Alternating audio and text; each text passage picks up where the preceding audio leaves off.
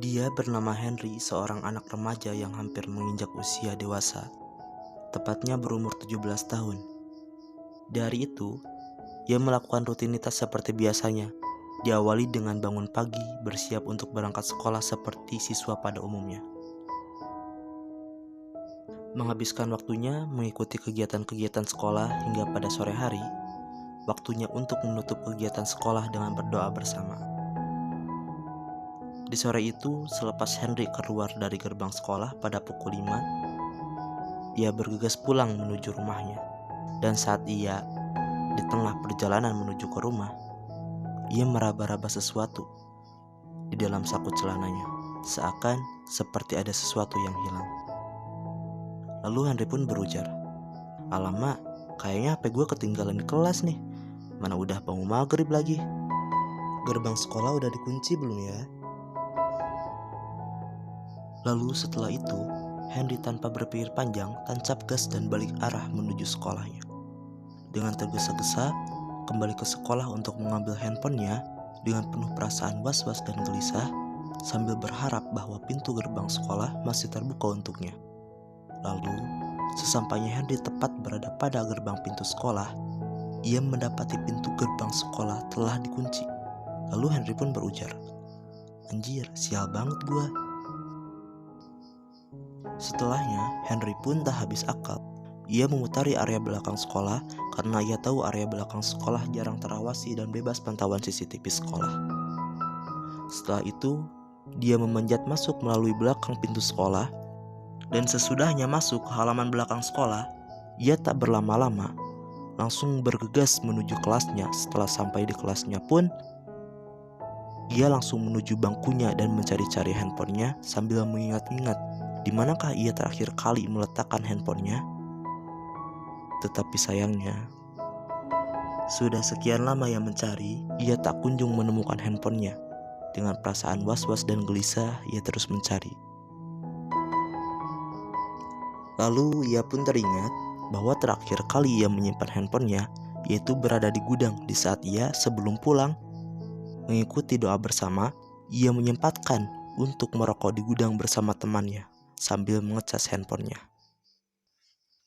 Dan selepas ia akan bergegas menuju gudang, sedari tadi semenjak ia masuk ke kelasnya, ia selalu merasakan seperti ada sosok yang selalu membuatnya tak betah berlama-lama di sekolah. Seperti memperhatikannya, dan ia merasakan sosok itu seperti orang yang berbadan tinggi dan besar yang selalu menatap tajam ke arahnya. Seakan-akan sosok itu ingin sekali mencengkram dan melahapnya pada saat itu juga. Lalu Henry pun berujar, "Wah, perasaan gua udah gak bener nih. Semoga aja HP gua beneran masih ada di gudang. Nah udah mulai gelap lagi," ujar Henry. Dan dia pun berlari menuju gudang dengan perasaan penuh harap dan cemas. Diiringi dengan nafas yang terengah-engah, ia pun sampailah di gudang, dan ia segera mencari-cari sekitaran gudang di mana ia terakhir kali menyimpan handphonenya.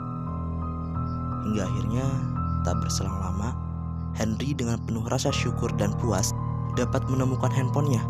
Tepat ia sesaat menemukan handphonenya tersebut, pada waktu yang bersamaan, cuaca pun mulai hampir gelap total, yang seakan-akan melahap habis jarak pandangannya.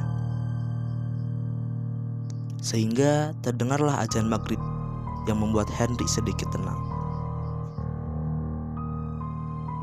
Lalu ia pun menyalakan senter melalui handphonenya sembari berjalan keluar, hingga tiba-tiba terjadi pemadaman listrik setempat yang membuat Henry kaget setengah mati.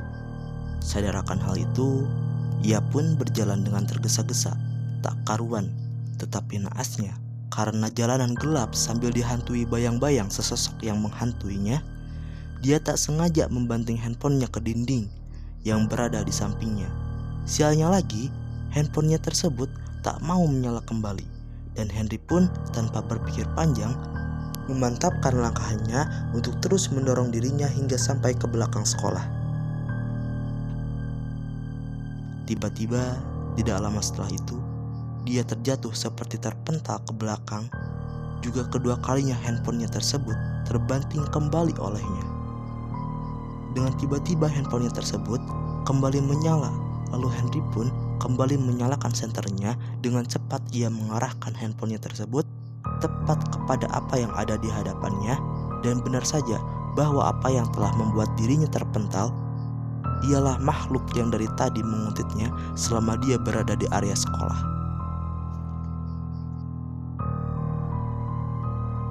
Benar saja, ternyata sosok makhluk itu seperti perasaan yang sebelumnya dialami olehnya. Sosok tersebut mempunyai badan yang tinggi besar dan mata berwarna merah menyala yang menatap tajam ke arahnya seakan-akan ingin melahap dan menerkamnya pada waktu yang bersamaan. Lalu Henry pun dengan cepat dicekik oleh sesosok makhluk tersebut, dan makhluk tersebut membuka mulutnya yang bertaring tajam perlahan-lahan. Dan sesampainya Henry tepat berada pada mulut sosok tersebut yang sedang menganga, ia dibangunkan oleh alarm yang menunjukkan pukul 7 pagi. Lalu Henry pun dengan perasaan yang kaget, dan pada waktu itu juga ia merasakan seperti akan mati pada waktu itu. Sehingga ia bangun dari tidurnya, dan ia pun teringat bahwa dia lupa membaca doa sebelum tidur.